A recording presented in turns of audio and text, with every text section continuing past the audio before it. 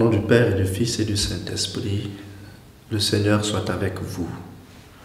Frères et sœurs, aujourd'hui, 20 septembre, l'Église célèbre la mémoire du Père André et de ses compagnons, André Kim et ses compagnons. Ils étaient au nombre de 103.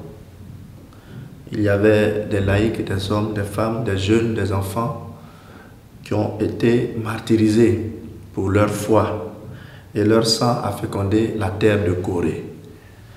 Aujourd'hui, prions pour toutes les personnes qui souffrent encore le martyre pour que l'Évangile avance et atteigne des frères et des sœurs.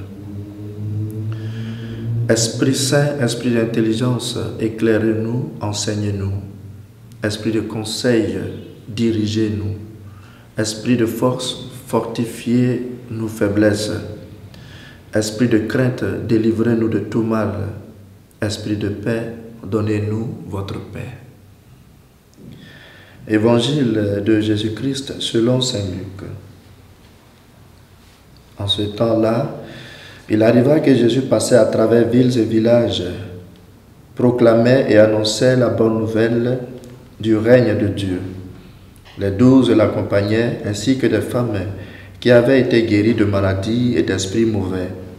Marie, appelée Madeleine, de laquelle étaient sortis 7 démons, Jeanne, femme de Cousa, intendant d'Hérode, Suzanne et beaucoup d'autres qui les servaient en prenant sur leurs ressources.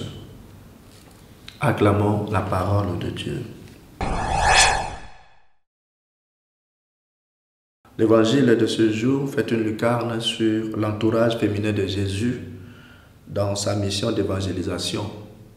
Oui, il n'y avait pas que des hommes qui suivaient ou accompagnaient Jésus dans sa mission. Il y avait aussi des femmes, comme ces 3 femmes qui ont été citées dans l'évangile d'aujourd'hui. On pourrait se demander, avec la mentalité de leur temps, ce que ces femmes faisaient là-bas. Eh bien, elles suivaient Jésus et manifestaient leur foi en son message et en lui-même. Il faut savoir que ces femmes ont eu une histoire avec Jésus. Ces femmes ont eu une expérience avec Jésus.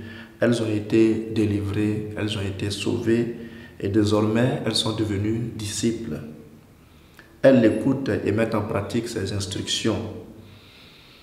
Moi aussi. Mais aussi, elles prennent part à la mission d'évangélisation.